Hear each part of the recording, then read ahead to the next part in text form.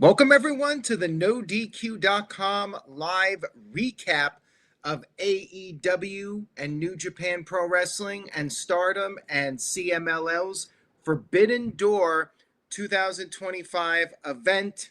Shout out to everybody watching this, whether it's live or on demand. It is 5:45 Eastern Time in the United States. It is still daylight, which I am thankful for. I am happy that this show was on earlier than usual, because if this was a regular show at the usual time, it'd be close to 1 o'clock in the evening, or 1 o'clock in the morning, I should say. Morning, not even evening. Come on now. Let's go ahead and discuss Forbidden Door. Definitely some eventful things occurred on this pay-per-view broadcast. We had our buy-in. We had 4 buy-in matches. In other words, get everybody on the show, get all the undercard wrestlers a spot at the O2 in Wembley. Many of them did. I think they said something like 60 wrestlers, if I'm not mistaken, were booked on this show. A lot of people. Now, credit where credit is due to AEW. They sold out the O2, 18,000 plus fans. Made for a great atmosphere. The fans were awesome. They brought the energy. That was definitely one of the highlights of this show. I'm not going to talk about the buy-in too much. Paragon, El Desperado, and a guy whose name I cannot pronounce won the opening match. Ishii came out there and made the save afterwards. There was a post-match beatdown. Ishii gave Archer a brainbuster. In the second match, Ricochet and the Gates of Agony defeated Jet Speed and Michael Oku. Ricochet is on the kickoff, but he did make an appearance on the main show. We'll get to that in just a few moments. Ricochet did a little bit of cheating to get the win. Triangle of Madness defeated Harley Cameron, Chris Statlander, Queen Aminata, and Willow Nightingale. Now, there was something that tied into the main show here, because during the match, Aminata and Tekla were fighting. They brawled to the back, and then they came back out during the main show. They were still fighting like an hour later, and we had the return. This was during the main show. I'm going a little bit ahead. Tekla and Aminata were back out there brawling, and you had Triangle of Madness trying to help her. And we had the return of Jamie Hayter, who's been out of action for a few months. She came out there, got the big pop in London. So that was, I think, the only return on this show to the top of my head. Jamie Hayter is back. Nice opportunity to bring her back in London. And our final match of the kickoff was the Ops defeating the Bullet Club War Dogs.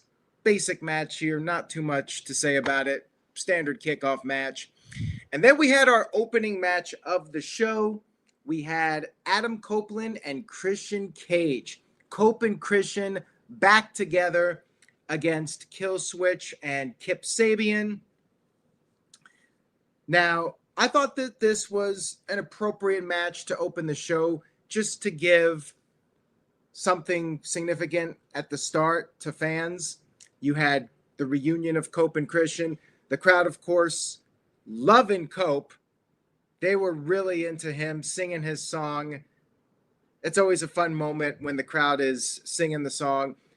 Christian's Titantron said asshole on it, so they're really playing into that. And during the match, Christian did not want to go against Killswitch. He tagged out to Cope and made Cope do the work. You had Mother Wayne out there. She was providing the distraction. And eventually, Cope and Christian were able to get back in it. And Christian did, in fact, fight Killswitch after hesitating a little bit. And then Copeland speared Killswitch off the apron. Then he speared Sabian with an assist from Christian, who lifted up Sabian. And then Christian made the cover, got the 1-2-3 victory. No surprise here. I mean, I figured with Toronto All Out coming up, Cope and Christian get the win here, set them up for All Out. Sabian's in the match. Sabian's obviously taking the fall, and that's exactly what happened. But it was a fun match, fun opener for what it was, and they did shake hands, Cope and Christian. So despite Christian kind of still being a bad guy, which I'm glad they're doing that, because if Christian just went back to being a normal baby face, it wouldn't really make sense with how he's been acting the past several years. So I like that he's still acting heelish, but they're able to work together based off of their history. I do like that they're doing that. So solid opening to the show. We had our next match, which was Kyle Fletcher versus Hiromu Takahashi for the TNT Championship. I will say this. I think it was a very good match. Don't hate me too much, to the people out there that love AEW to the death, but I kind of didn't care about the match too much. If you're a diehard AEW and New Japan fan, you'd probably love this match. I enjoyed it. It was a very good match. Kyle Fletcher is great, but I just didn't have any real emotional investment in the match. It was a very good undercard match. I agree with Matthew. It could have been on a Dynamite or Collision. It was an undercard match. It served its purpose. It was a very good undercard match. I enjoyed it. And here we go. People are mad at me. Don't watch it then. Well, just doing my job. Just doing my job. I enjoyed it, but I personally did not care about it too much. It was a very well-worked match, though. I will give them credit for that. It was back and forth, competitive. I had no issues with the actual work, but I just didn't care about the actual match itself. Fletcher kicked out of a lot of stuff from Takahashi and then picked up the win with the sheer drop brainbuster. Kyle Fletcher, he's being groomed to be a top guy, and he certainly has the wrestling skills to potentially reach that level. I'm seeing people comparing him to Randy Orton and other guys like that. Definitely from an in-ring standpoint, he's got what it takes to be a top guy, but can he get there with the personality and the overall presence? It's a work in progress. I think that he still has work to do there, but he's on his way to something big. It definitely seems like his best days are ahead of him. Next up, we had Mercedes Moné against Alex Windsor, and I think I got her name now correctly pronounced. I think of Stephanie, but instead of Stephanie, it's Persephone and Bozilla. Correct me if I'm wrong on that. Persephone, I think is how you pronounce her name. And she is from CMLL, and then Bozilla is from Stardom. And she is quite tall. I think they said she's 6 feet tall, and she was booked like the monster in the match, hence the name Bozilla. Although I think of Bo Dallas, like if Bo Dallas was doing a Godzilla gimmick. In this match, Bozilla was dominating a good portion of the match. And it took the other three women, they all had to work together to try and stop her momentum, because she was just destroying everybody. And then Windsor built up some momentum for a while. They did this four-way spot in the corner with the German suplex and the regular suplex. Basically, Windsor just sending all three of them down from the corner. Crowd loved that, of course. She did a double sharpshooter. She got her moves in, but Bozilla broke up the double sharpshooter. And then Bozilla ended up being taken out of the equation. She was up on the top rope, and Persephone gave her a razor's edge out of the corner, and that was it for Bozilla in this one. And then she attempted to finish off Mercedes, but Mercedes was able to reverse what I think was a razor's edge attempt on Mercedes, and Mercedes got the 1-2-3 victory. Mercedes is still your champion. Solid match. I mean, predictable. We all knew Mercedes was retaining here. She's not going to lose the title in the four-way here. She could have, but I feel like she's going to actually lose it in a significant one-on-one match when it finally happens. But that's not always the case, as we'll get to in just a few moments. To Mercedes' credit, she hasn't had a bad match. People don't like her for whatever reason.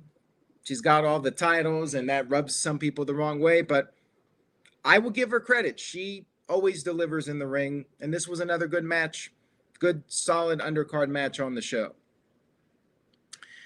We had our next match, which was Zack Sabre Jr. versus Nigel McGuinness. Daniel Garcia was out there with a towel, and that kept making me think that we were going to have some kind of shenanigans with him, but we really didn't. So this was for the IWGP title, and they put on a wrestling clinic. That's what it was. It was a technical match, lots of exchanging of holds. It's not everybody's cup of tea. It's very old-fashioned, old-school wrestling. But if that's your thing, then you would have really enjoyed this match. And I did like it. I'm all for some variety on the show. Like if you're going to have hardcore matches and high-flying matches, I'm okay with a technical match. I'm fine with that. So it was fine. I don't watch New Japan, so I don't really have any investment in the IWGP title. And I don't know, the IWGP title just being in a random undercard match on the show, I don't know. I feel like if you're going to have an IWGP title match on this show, shouldn't it be like towards the top of the card? I don't know. But it was a good match, and the crowd loved both guys, of course, and Nigel got the big reaction. They were singing his song. He definitely came off like a bigger star than I think he realistically is at this point. I mean, he's basically just an announcer doing the occasional match, but it was a solid match, and they did the mat wrestling, and they traded a bunch of uppercuts, and I think Zack got busted open from one of them. Nigel almost beat Zack on a couple of occasions, hit him with the lariat, and then we did have a little bit with Daniel Garcia on the outside. He kind of provided a distraction. Nigel hit the Tower of London, but Zack got his foot on the rope, and then they traded near falls, and then Zack got the 1-2-3 victory to retain the title. Again, no real surprise. I didn't really think that the AEW announcer was going to be beating Zack Sabre Jr. for the world title, and they made it clear on commentary that Nigel was kind of out of his league, but he held his own, put up a good fight. In the end, Zack Sabre Jr. retains the title. Another good match. And Jamie Hayter returned. I mentioned that earlier. We then had a very interesting match. We had the Hurt Syndicate, Bobby Lashley and Shelton Benjamin, defending their titles against Brodito, which is Brody King and Bandito, and FTR, Cash Wheeler and Dax Harwood. AEW tag team titles up for grabs. Match was entertaining for what it was. It was a brawl right off the bat, all six men fighting all over the place. Order was eventually restored, and the Hurt Business was dominating for a while. Bandito tried to tag out to FTR. They refused.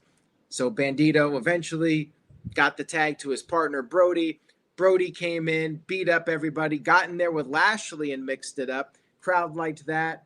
They were chanting meat. They were enjoying that. And then Benjamin came in, did some suplexes. Then Bandito came back in, and he took one of the FTR guys, I think. Not even sure who. He did a fall-away slam to one of those guys on the outside of the ring. Everybody got wiped out. And then all of a sudden, we had a masked man, or masked men, I should say, attacking the Hurt Syndicate on the outside of the ring. And since it's triple threat, it's no DQ. The masked men attacked Lashley. I don't know why they had the mask. They took off their masks, so it was kind of a silly thing to have them. Oh, who are these guys? Oh, it's just Ricochet and the Gates of Agony. Why they were masked, I have no idea. But they were out there. They went after the Hurt Syndicate. I guess in storyline, Ricochet got rejected from the Hurt Syndicate 6 months ago. Maybe this was him getting revenge or whatever. I think they mentioned that on commentary.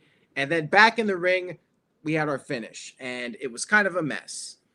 So Brody King got hit in the head with a steel chair. steel chair shot to the head, no hands covered, just got hit in the head with a chair. In 2025, he kicked out though, and then Bandito came back into the mix, and he came off the top, and they did the slingshot thing with Brody. Bandito was launched onto Dax Harwood, and then what happened for the finish here was the referee counted 1, 2, stopped the count, started the count again, 1, 2, 3, and Cash Wheeler was trying to make the save, but he got stopped. So yeah, the referee essentially counted to 5. He counted 1, 2, stopped, and then started the count again and counted 3. Something got messed up here. They totally butchered this finish. Bandito and Brody King are your new tag team champions. Good match. Finish was completely messed up. I'm a little surprised FTR lost. I agree with Michael Wayne. Like, if you're going to do FTR versus Cope and Christian is going to be one of the top matches at All Out, right? Like, it has to be. Like, that's what we've all been thinking this was going to be the direction at All Out in Toronto. And FTR should not be losing here. Like, why did they not win the tag titles? I know Brodito has kind of got some momentum, but you got to think the big picture here. And All Out, you got FTR versus Cope and Christian. You don't want FTR losing here. So, I don't know. I wasn't a fan of this booking decision to have FTR take the fall here. I know Hurt Syndicate, they're not doing jobs or whatever. And one has to think that we might not see these guys. It kind of gives me Miro and AEW vibes. Like, there were reports that Miro didn't want to do jobs, and same thing with Aleister Black, Malachi Black. And now you have to wonder what's up here with the Hurt Syndicate. Are we even going to see these guys again? They get taken out. They don't do the job, which I kind of figured was going to be the case, but they made it very obvious that's what was going to happen when Ricochet's crew came in and attacked them. Yeah, the finish was messed up, and I was not a fan of FTR losing this one. I would have had FTR win the titles here and book them as strongly as possible against Cope and Christian in Toronto. But hey, that's just me. Next up, we had Okada versus Swerve Strickland for the Unified Championship. This was another really good match with these guys. I mean, Swerve rarely misses, and Okada has been good. He hasn't quite been at his peak New Japan level, but he's put on some good performances in these big, high-profile matches. And, I thought this was a really solid match. And it was back and forth. But in this match, Swerve was selling his knee. His knee was giving him problems, and Okada ended up DDTing Swerve on the floor after Swerve tried to give him a pile driver on the steel steps. Then Okada gave him a tombstone pile driver on the floor. But then Swerve started to make a comeback. He did the house call kick. Both guys were down. And Swerve did hit the Swerve stop, but could not make the cover right away because of his knee giving him problems. He went for another house call kick, but Okada dodged it. And then Okada got the win with the Rainmaker. After the match was over, Okada placed Swerve's knee against the steel steps and struck it with a chair multiple times. Prince Nana ran out there to make the save, and he had a pipe. So Okada retreated from Prince Nana because Nana had a pipe. I know Nana's got a pipe, but still, come on. Like, are you going to run away from Jimmy Hart if Jimmy Hart has a pipe? You're Okada. You're the so-called best tournament wrestler in the world. Surely you can beat up Prince Nana even if Nana has a pipe. But let's just ignore that. Nana comes out there. Okada retreats. And then we had an attack. But it was from the returning Wardlow. Wardlow is back. Wardlow attacked Nana, and Swerve was hurt. Swerve, his knee was destroyed. He could not get to his feet. So we had to watch as Wardlow, who we haven't seen in like a year or so, beat the crap out of Prince Nana. Security came out there. Wardlow beat up the security guards. But here's my issue. Wardlow could have just been out there, one-man wrecking crew, but now he's aligned with the Don Callis family. Essentially, in my opinion, he's taking the spot of Brian Cage, who is injured. Like, come on now. What is it with Wardlow? They always have to have him in a group. He was in MJF's group, the Pinnacle. Then they put him in there with Adam Cole's group. And now he's in the Don Callis family. They just keep sticking him in groups. He can never just have a good run on his own. And he's a heel again. Then they had Takeshita come out there and do a stare down with Wardlow. So they're already teasing something between Takeshita and Wardlow. I don't know if that means Takeshita is going to get kicked out and go babyface, but they're already teasing friction with those guys. So yeah, I'm not a fan of this. Like, they're just throwing him in another group, and how long until he's lost in the shuffle again? Like, I would have just had him come out there and beat some people up and call it a day. He doesn't need to be in the Don Callis family. Like, to me, it's just them not really knowing what to do with the guy. You know, they bring him back. Oh, he's just going to be another bodyguard type guy for the group. Come out there, be the muscle. Like, it's just the same old thing, just repeating the same storyline with him. I'm not a fan with it. If you're going to bring Wardlow back, you got to do something new with him and shake things up a little bit. Yeah, I'm not really feeling it. And if he's back lost in the shuffle again in 3 months, I will not be surprised whatsoever. And yeah, they essentially wrote off Swerve Strickland, who's reportedly got a legitimate injury and might be out of action for a little bit of time. We got the let it play out crowd here as well. There's always the shut up and enjoy it, stop watching if you don't like it, and then the give it time, let it play out. I've heard that one. I've heard that one quite a few times. All right.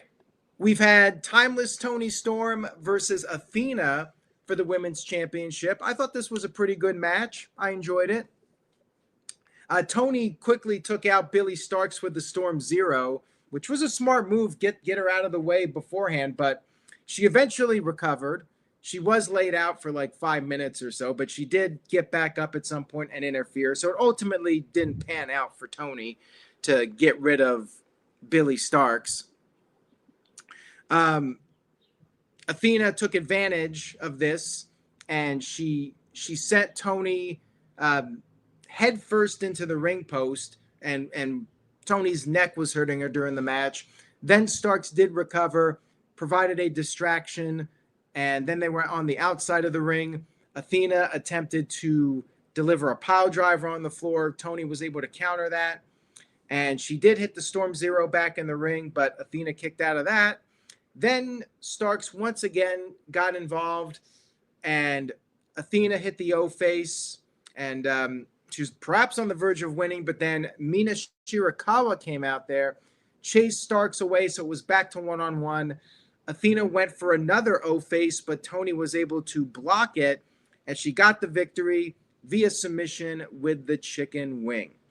I'm happy that Athena got her opportunity, but I just fear now she's going to be put back on the sidelines again, or not really sidelines, but Ring of Honor or whatever.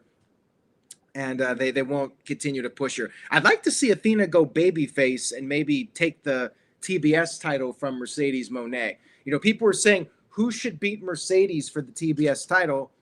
I say Athena. Turn her babyface, get the Ring of Honor title off of her, and have her beat Mercedes. That's something I would like to see. I pick Athena as the one that should dethrone Mercedes Moné for that TBS title. Next up, we had Hangman Adam Page versus MJF. We had our two main event matches. They put the lights on match last, which I think is the right call, considering all the crazy things they do in those matches. MJF doing his usual tactics, trying to stall for time, playing the mind games.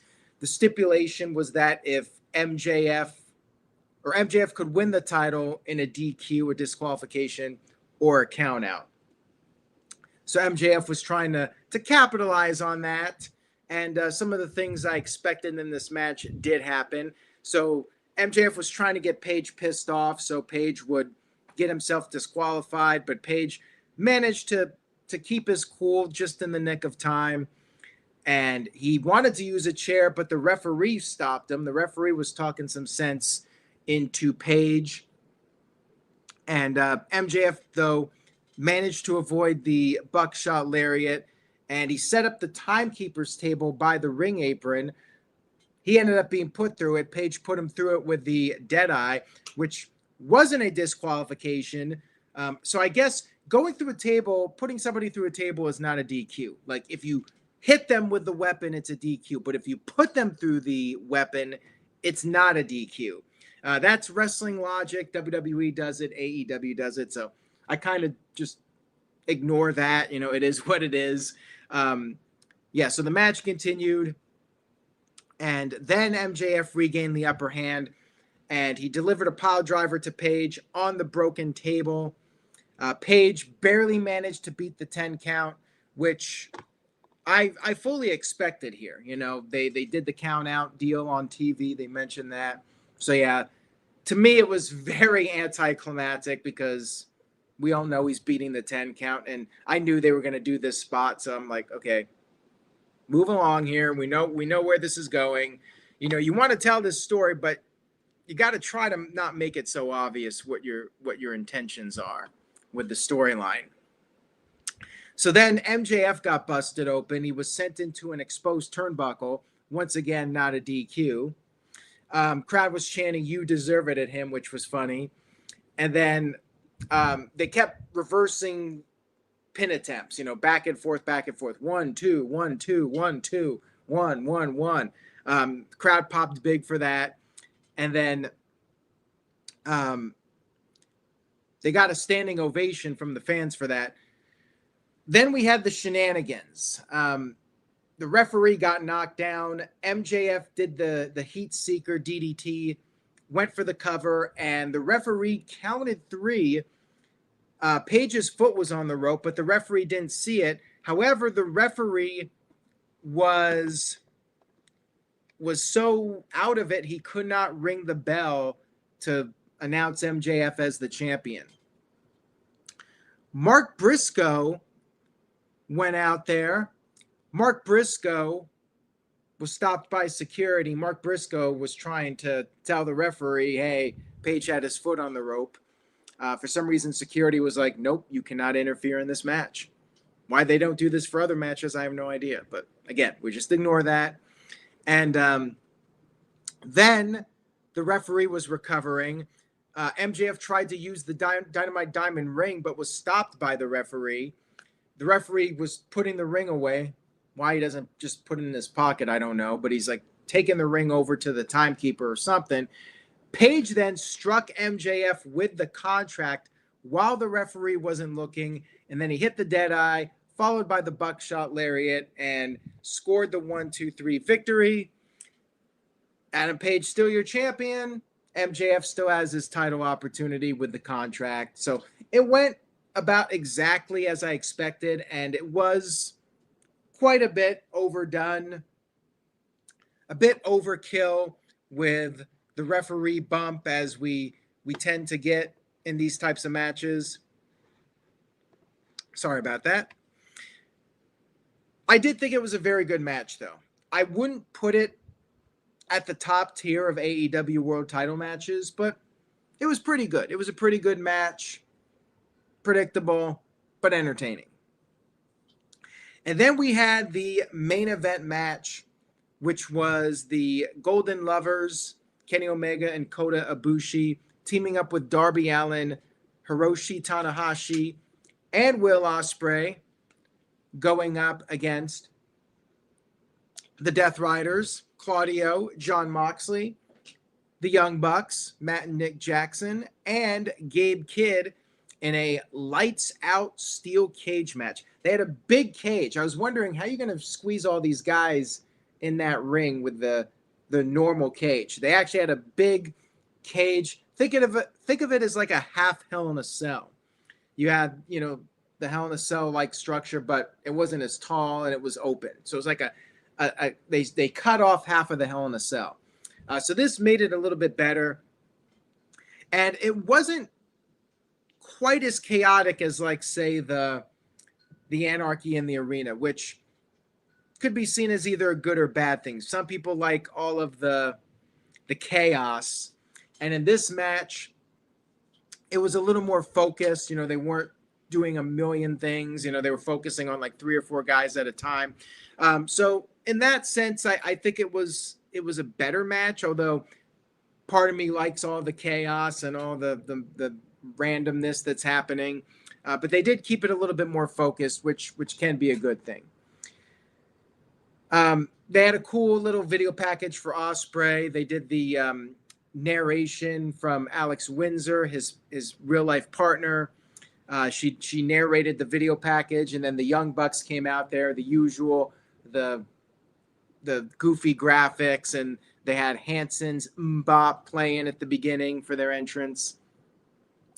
It was funny. It's entertaining. Crowd's chanting jobbers, the usual. We had all the weapons out there, and they did a little bit of comedy at the start. So the Young Bucks had what they thought were thumbtacks, but instead they were gummy bears. Like, now that they're no longer EVPs, they don't even get the thumbtacks. And they did some spots with the gummy bears, which was funny, even shoving the gummy bears in one of the Bucks' mouth.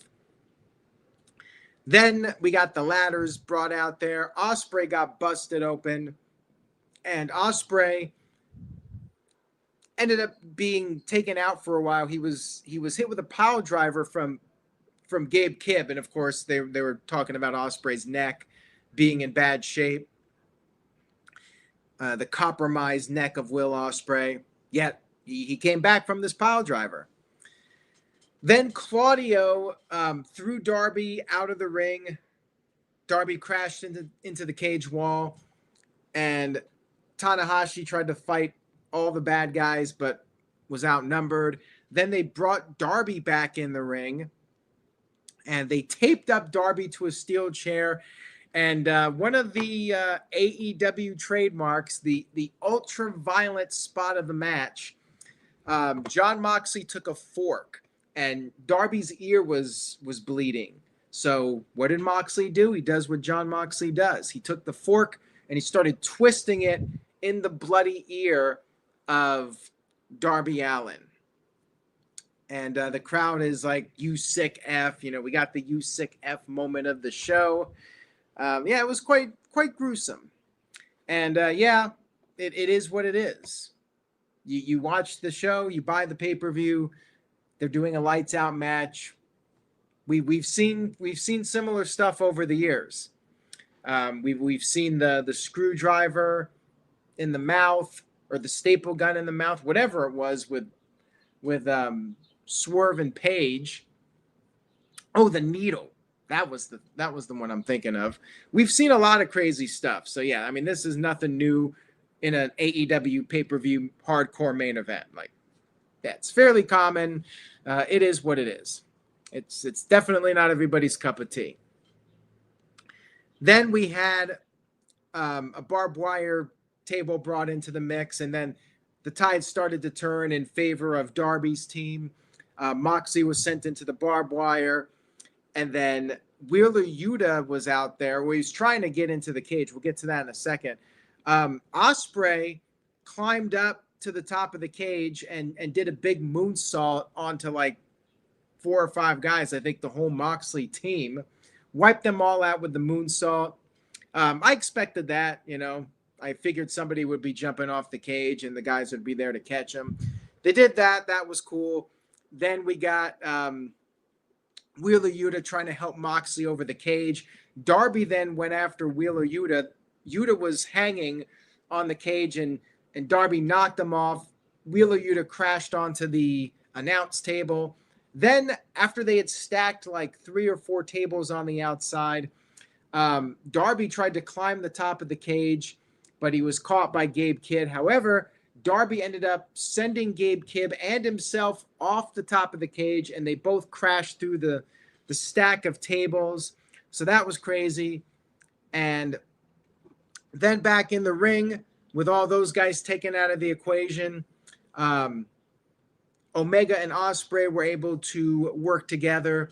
They double teamed Matt Jackson. They gave him the one-winged hidden blade, double teamed Matt Jackson. Moxley was on the outside. All the other guys were taken out. Claudio was taken out. And then Tanahashi came off the top with the splash, got the 1-2-3 victory on Matt Jackson, giving the good guys the win. I think this was the only match I got wrong on the entire show. I predicted the heels to win this one, but babyfaces got their win.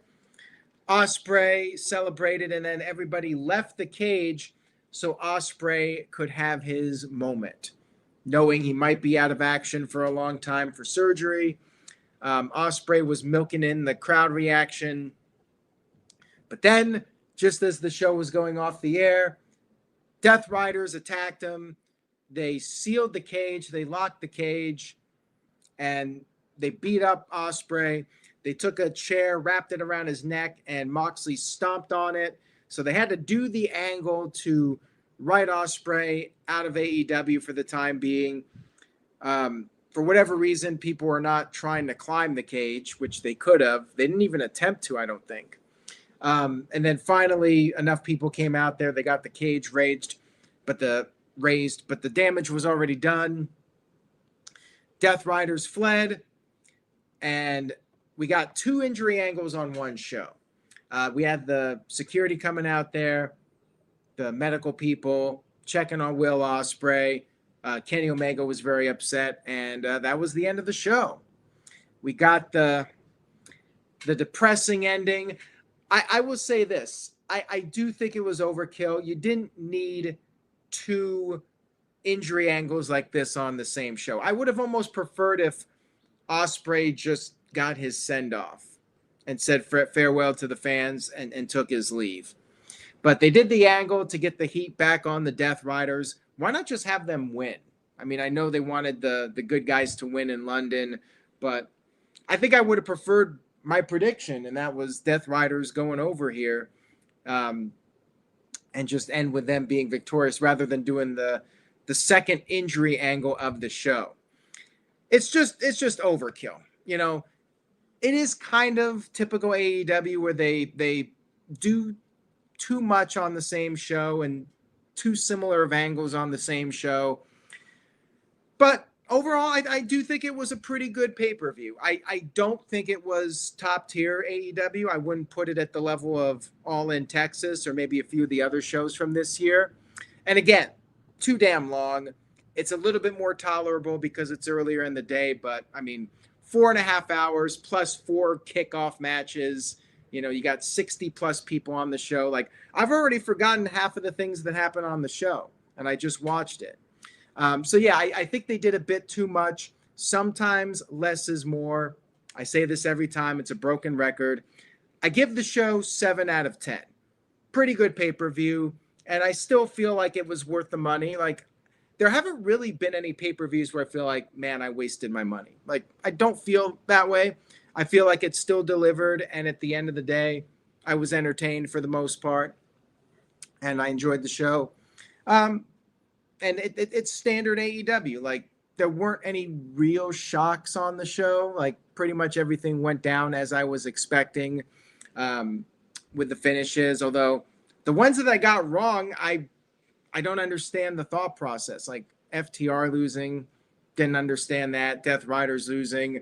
Figured they probably should have won that one instead of just doing the injury angle, especially when Swerve was being injured.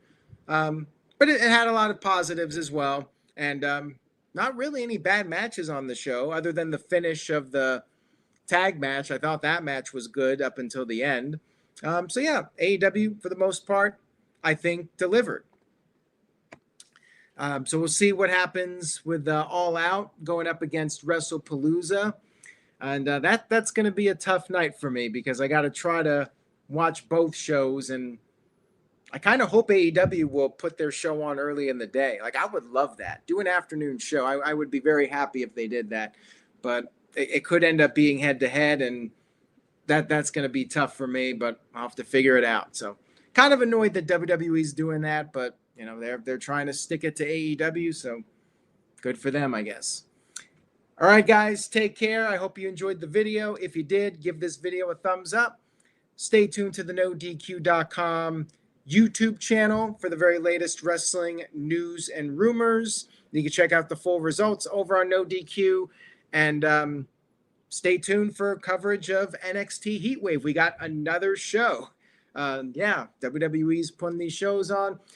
I don't really care that much about the NXT show, but I will be recapping it, and I think I'll be coming back on here again, so look out for that.